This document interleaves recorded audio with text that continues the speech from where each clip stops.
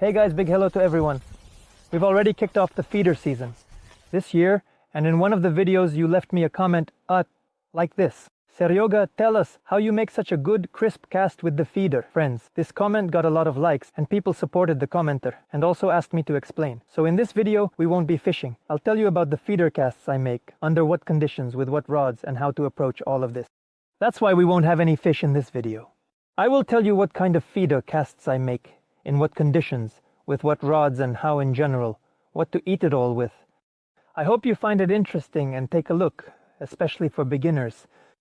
After all, the most important thing is that during feeder fishing, it is correct not to break our rods and not to break at least the tip of the keeweaver tip.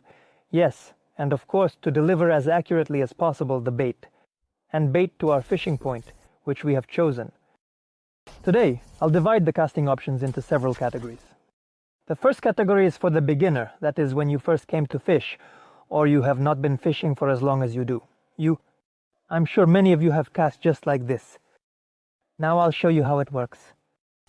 But I'm sure there are no secrets here. We pack the bait, attach the hook, make a little whistle, yeah, just a small one, and pull the rod back. So we check everything to make sure it's all good, and nothing is snagging. Just hold it, so like this. We pull back and aim somewhere ahead. We aimed, sat for a bit, and then just whoosh, we make the cast out there to some clip. You can cast like that, but it's not very fast and not very effective. Now I'll tell you why. The very first thing that happens during such a cast is that we pull the rod back. When we take it away, our feeder dangles behind us. It's not clear how that is. We spend a lot of time on throwing this thing away. And that is why our feeder can dangle. While it's swinging around like that, it can get snagged by the line, even reaching down to the ground because we're not holding the rod. We lift it up like this at a 45-degree angle and then lower it down to the ground. We think that such a scope will be accurate, but often the river is a hill, bumps, and as a rule, that's all it takes. It gets snagged and drags along. That's not really good. Secondly, when we do it like this, the rod also moves a bit to the left and right. And during the cast, we still won't throw it exactly. There will be a slight shift. But I want to clarify right away, I'm not criticizing anyone in any way.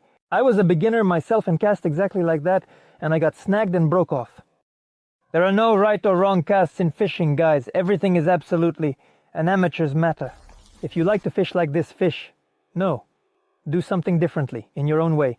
If it's comfortable for you to throw, for example, the first cast, yes, you know your moments and nuances. Let's say that older people won't be able to throw with the throw that I'll show you later. They will either break the rod or their motor skills will be completely different from ours, the youth, and that's true. Therefore, as it is convenient for you, fisherwomen will continue to bow to us. So once again, let's remember how we do this. We pull the rod back and it wobbles around back there. We aim for our spot, using a reference point on the opposite bank, right? We aim and aim, and then just whoosh, we make the cast. Friends, that's all great and good, but there are certain rules that need to be followed with any cast. Look, the first and most important rule is not to break our rod, not to tear anything, so that everything stays intact, and we return home in the same financial condition we left, right? No losses, so to speak. In what condition did we leave, right? Without any losses, so to speak. Secondly, we need to catch something. Guys, look, every time before making a cast, we need to make sure that we don't have any tangles. Here on the feeder, we have a core tip. On the tip, yes, because very often there is an overlap here. And at the moment of casting, either the core tip breaks or they just shoot off. At best, our equipment flies away, so that there are no more here. We have overlaps and everything else that exists in several such moments that you should develop automatically. This should already be like second nature for you when you're feeder fishing every time. Now, of course, I'll tell you about them. The first thing is, when we're fishing with a feeder, we hook the bait onto the hook and we add the ground bait in there. It doesn't matter. Our line shouldn't be loose and not securely fastened, because it always needs to be tight. If we're scooping the ground bait from the bucket, we place the rod on our knee and drop the feeder into the bucket. At the same time, our quiver till must still be taut. You can't let the line just drift in the wind. The small rings are placed close together and they still catch loops, and you'll have all of this. In any case, you have to spin and cling, so this is rule number 1. Always try to keep your cord tightly stretched and steady so that you have a straight line. Because when there is tension, for us guys it is big, plus nothing will ever get caught on the quiver. But if there is just a cord, it is easy to walk like that. Yes, there's definitely a big chance that it will just, you see, cross over itself. And the second important rule, in my opinion, and really for any feeder angler, is to check with your finger. Here we have the tension in the line and here's the free play. So when we hold it with our finger, that's the whole thing. We start back and from behind. While we have everything lying there, we just use our finger. This is how we work, we move, we'll see if it moves freely or not. If everything is moving freely, then guys, we have no tangles and we understand that we can make the cast. This is what I mean. We check with our finger every time. When we do this manipulation, we end up with a moving feeder on the top, and we understand that we don't have any snags or overlaps, that everything is working fine there. This should be automatic for you. I think many of you who make casts this simple way, how to put it, it's a method for amateur feeder anglers, and they know its downsides. First of all, this cast takes a long time. It requires a lot of time. Gently pull it back, making sure nothing gets snagged, then lower it. And it's not very accurate when it comes to casting, getting the feeder to our spot. Because due to the wind, we know it dangles, the rods are long, the wind is strong, maybe it got snagged somewhere, and the feeder might not be flying in the right direction anymore. Friends, now I will show you cast. Number 2, with which I don't use it, but it's also very effective. In my opinion, this is already a cast of medium difficulty. It comes right after this simple amateur one, and now I'll explain how it's done and its advantages during feeder casting. There's an important point that for some reason not many people talk about. Maybe they want to hide something from you guys. Look, this is the moment when we stop the rods, meaning we're making a feeder cast. And what's next? How to hold it above your head, to the left, to the right of the spot. What do we want to do? Yes, our main task is definitely not to hold it. We just need to make sure that the line doesn't go in a straight line like this, and only our clip did not lock in place. So our cast should have the feeder, when it reaches maximum distance, touching the clip. Everything should be cushioned by the rod itself, meaning our task is to slightly position the rod, well, not exactly at a 90-degree angle, meaning don't hold it straight, but at about a 45-degree angle. So if we throw it straight in front of us, we throw it straight and hold it a little. So it turns out at this angle we have a snap, and we can feel it, roughly speaking. The impact and the feeder are cushioned by the quiver tip and the rod itself, which can be positioned at an angle. However you like. It happens that at the moment of casting, we see a sharp gust of wind, and we swing the rod while it flies. A little like this, meaning initially, when there's wind, we put a bit more force into the cast than we do in calm conditions, right? At the same distance of the cast, and with the rod, while it's flying, we let out some line, moving it a bit to the left and a bit to the right, and we make slight adjustments. Because when we move it, we slightly slow down the feeder, but the line still gets released. It all comes with experience. You understand what I'm talking about. If you've been fishing for more than just a day, I'm sure of that. So guys, the main thing is to always move the rod to the same side and the same distance during the cast. Because if you make a cast just once, for example, you position the rod straight, like this, perpendicular to everything, and nothing will fall exactly. Once we stopped here, the second time like this, the third time here, you understand that we end up with different distances to the fishing spot. If we stopped it once in this position, then we stopped it above our heads. So where will the difference be? So the feeder is 3 meters long, the rod is here, from the side, and from the right. The main thing is that every time you cast, you do it the same way, and stop it the same way. This is also an important point that not many people talk about, because the spot actually changes. Your baiting when you throw is not quite right. So try to make sure you have good compensation so that nothing gets torn off, as I mentioned. And always keep it in the same position, whether it's to the left, to the right, or somewhere above your head. your feeder, and your rod stopped right there, right by your side with you. And everything will definitely be great, and you will definitely catch fish then. This type of casting is called a pendulum, or as it is also called, an English pendulum. Look, the thing is, you take the rod like this, right? You pull it back with a long swing. So, you have this long swing back. And you reach the far point and immediately make the cast. It turns out, according to the clip, here it is flying. I'll show you again. Maybe someone didn't understand the long one. They make a whistle. Here you have your feeder, let's say, at the level of the reel. Maybe the leash is wagging a little higher. Let's say we take our bait, we have it, and we immediately throw it forward, open the bail, and let it go. So, this long line goes back to the far point, and we make the cast. This can be done either quickly or smoothly. It's really up to you. If you want to do it quickly, just pull it back sharply and throw it forward. If you prefer to take it slow, that's a different level of difficulty. I would say it's number 2 more advanced. Guys, I will leave a link to my crypto wallet under this video. To everyone who wants to say thank you and show their appreciation to me, anyone can send any amount there as a small token of appreciation as a reward for the author. If that's not possible, could you please leave a comment under this video or give it a like? I will be just as happy. Well, of course, all of this motivates me for new trips, for new tutorials for you, and just create interesting content and share how we catch fish in simple, ordinary conditions. No pretentiousness and no showing off. I'll show you again. We pull it back like this to the far point and make the cast. So it works with our feeder. So what's good about this type of casting? It's faster than the first one. You can throw more accurately, and you spend less time aiming. It all happens much quicker for you. To aim, you can do everything much faster. You pull it back like this, and forward, and this cast doesn't overload your rod. Friends, there's a concept called the rod blank, right? The type of feeder rod that you fish, I'll explain a little bit now. Important. Why is this important in this case?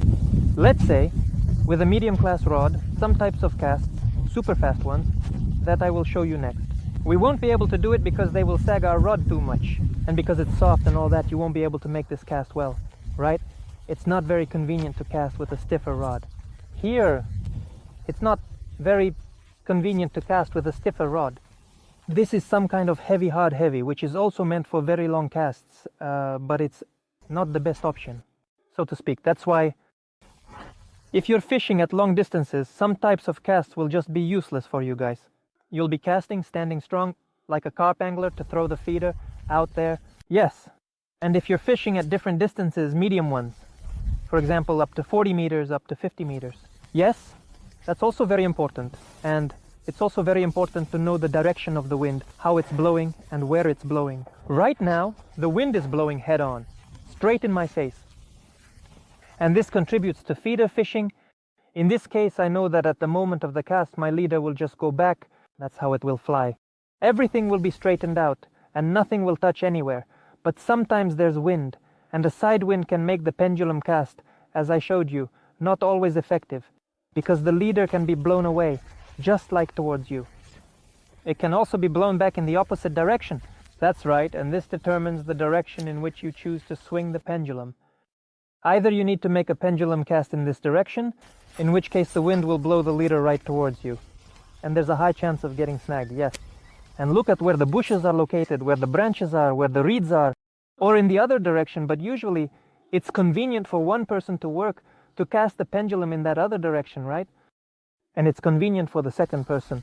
You need to make the pendulum cast in a completely different direction. Which hand does everyone use? It's all about what works best for each person. So guys, the pendulum cast isn't always effective, depending on whether you're right-handed or left-handed and which hand you're using. Another golden rule in any feeder fishing, no matter what types of cast you're using, is to avoid getting snagged or caught. We raise our hands as high as possible at the moment of the cast, meaning we make the cast over our heads with our hands together. Yes, of course, if the distance is close, we can reach it easily. There are no branches, no grass, it's high behind, nothing. We can do it like this, sitting calmly. We took the hand, the lower part end of the rod, and just made the cast, yes. But when there's grass and a bunch of branches, we need to make sure we don't get snagged. We raise our arms up with our hands extended, and with our extended arms, we make the cast. It's the extended arms up that make this task easier for you. Your wrist definitely won't get as strained, and you guys, besides all this, there will be fewer casts, you'll have fewer snags, and you'll be able to cast further. As for the casting technique, you can see even on the butt that its parts are decorated differently. There we hold it with the right hand, and as for the left hand, it should be positioned correctly. So the cast needs to be done properly with the left hand. With this part, you apply force during the cast, while the right hand just lightly holds the golden catch rod, which has a test of up to 80 grams.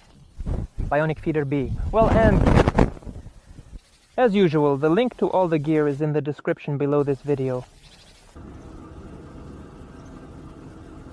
What am I talking about right now? Look, when we bring the rod back, our hand is here, we pull it back, and when we make the cast, this hand is here. We're not casting with this hand, the right one, where we hold it near the reel. This one is just an extra hand, it holds it steady. It just works on the bend. And we apply all the effort right here. Wow! And then we won't have any pain after a whole day of fishing. Our wrist, because very often the hand hurts because we throw incorrectly. You shouldn't throw with this hand, but with this one is just for support. No, of course, if we are fishing at a very close distance, on a picker, let's say we're fishing, or on a light feeder 30 grams, yes, we can cast as we like. But when the feeder is at least 50 grams we have, and the distance is 40 meters, we are for the whole feeder fishing. Throughout the whole day, well, we can really tire out our arm, or even strain it if we cast incorrectly. That's why we hold it like this. Whoop, cast, and back. This isn't just necessary for power casts. This is necessary so that first of all you feel okay, comfortable, instead of buying all sorts of ointments after fishing. We would just take the cream and apply it to our hand, because it would hurt for a whole week afterwards. I know what I'm talking about. It may seem like a small thing, but if you do something wrong somewhere, after 1 or 2 times, you'll remember it for a long time, and you'll know how to make the casts correctly. Now I'll show you the cast that I use. Guys, this is a quick cast. This cast might be a bit similar to spinning. It can overload your rod a little, so you need to know when to stop, when to ease up, a bit, and how to gauge the distance, because not every rod can handle this cast at different distances. How I do it is I make a very high retrieve, almost to the very top, about 20 centimeters, I leave a very short whistle in this cast. It's important that at the moment of the cast you don't have a critical sag. In this cast I leave a very short whistle, very short, but the main thing here is to understand what kind of short whistle your rod can make. For example, if you have a rod that's too soft, or a soft type of carpet, you won't be able to leave 10-15 centimeters to the knot or swivel, whatever you have there. You'll have to make that whistle more often. So you'll understand over time how big or short of a cast you can make with different rods. It's different. Generally friends come with mechanics, but with experience nothing just happens. You know, it's not like you just hop and start casting. No way. This cast that I'm going to show you now, don't start doing it like this from scratch, because you'll end up breaking something and then you'll be cursing my way. So here's how I do it. In this cast I retrieve with a short whistle, as I mentioned, pull it back, and I can feel the resistance starting to build. Yes, so the feeder goes to the far point, and right away I cast forward, just like with spinning. Look, like this, pull it back and then go for it. The feeder flies, touches down, and everything goes perfectly. I'll show you again. The main thing in this cast is to feel when your feeder is going to the farthest point. If you start casting too early, it will sag, and nothing will come of it. If you start later, you won't get anything either, because it goes far, and everything will get tangled. The main thing is to feel it. Pull it back sharply, and then we go right away. But there's one nuance here. Now I'll tell you what, not many people talk about this, but you need to launch the feeder, well, a little higher than, say, parallel to the water. You need to keep the angle small, because if you cast in such a way that it flies in a big parabola, high, yes, you could say it's like a ballistic projectile. We don't cast feeder rigs. On a ballistic trajectory, no, because a lot of force is applied. The accuracy gets thrown off. and the sail effect increases. You bet the cast as parallel to the water as possible. That is, you understand that your point is 40 meters. You yourself know how high you need to release the feeder for it to go. You don't need to throw it really high. As low as possible, as parallel as you can do it. That's when it will reach faster and the cast will be more accurate. So, what's so good about this cast? It's very fast, it cuts through the wind very well. This cast is quite snappy and sporty. But it also has a downside, and one of the main downsides of this cast is that if you don't do it mechanically, you can break everything now and you have everything.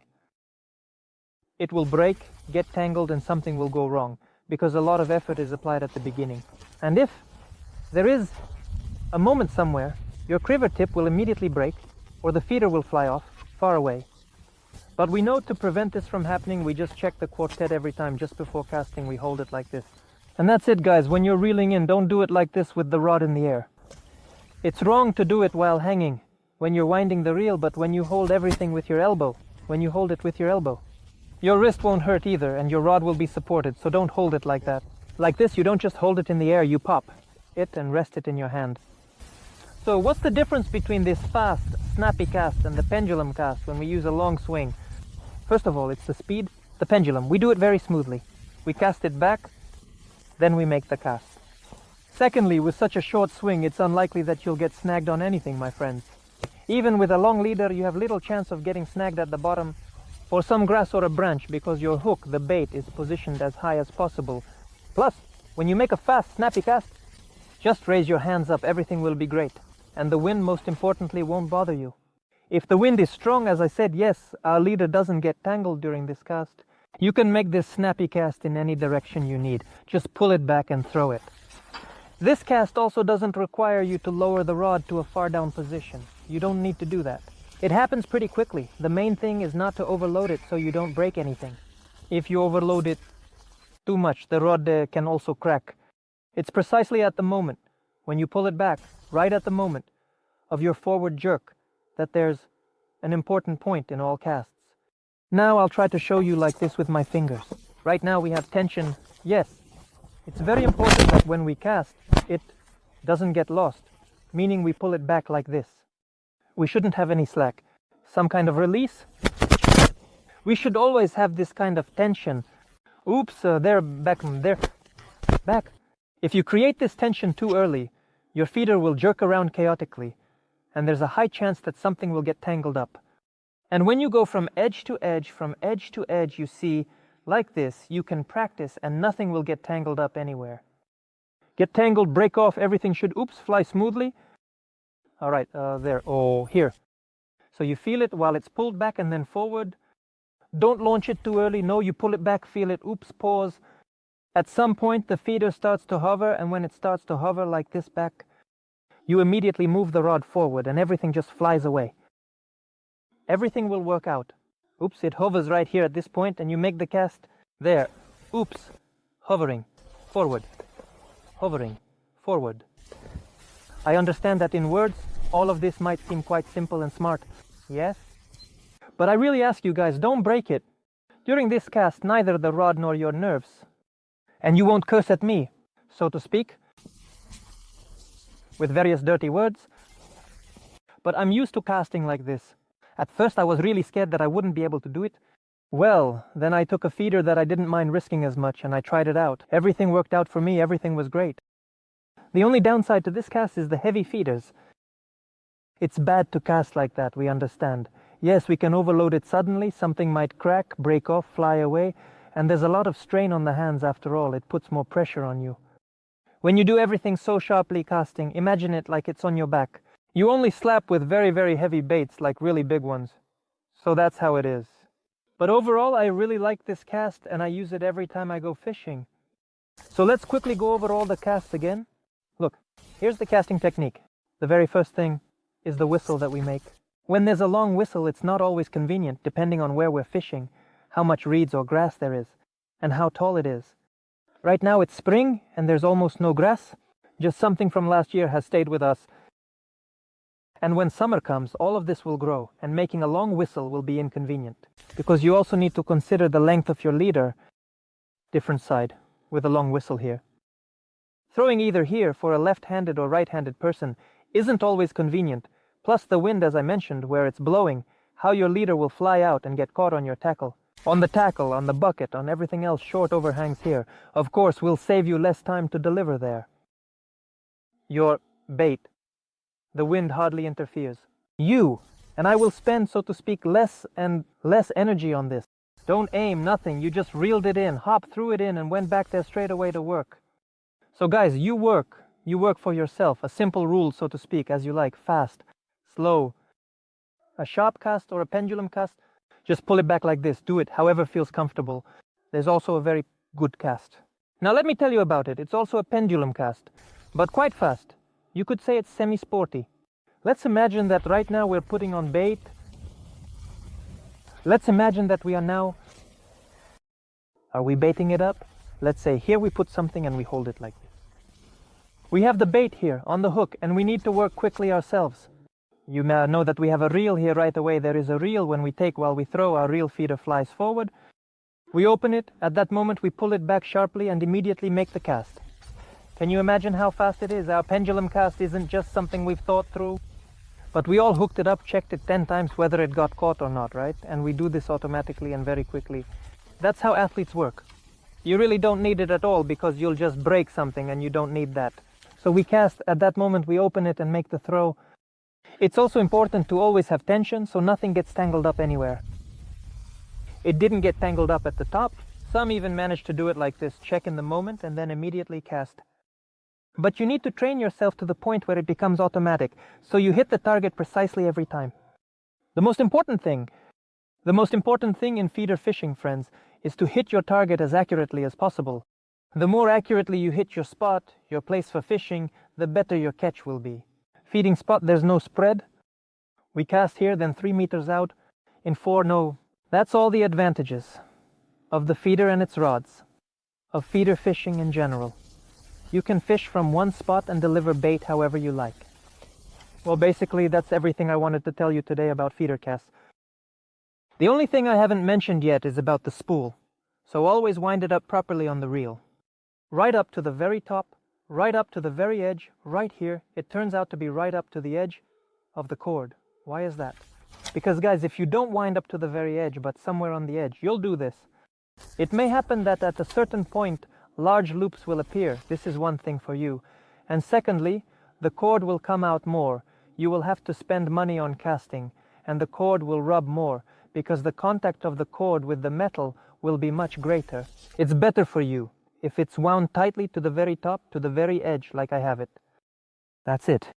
Friends, if you like this video, give it a thumbs up and subscribe to the channel. I really enjoy reading your comments, so feel free to ask any questions you have that you want to discuss. What do you want to discuss? And we will definitely do that together. We'll cover all of this in the next video. So goodbye everyone. Good luck to everyone, peace to everyone, kindness to everyone. Go out fishing and may everything go well for all.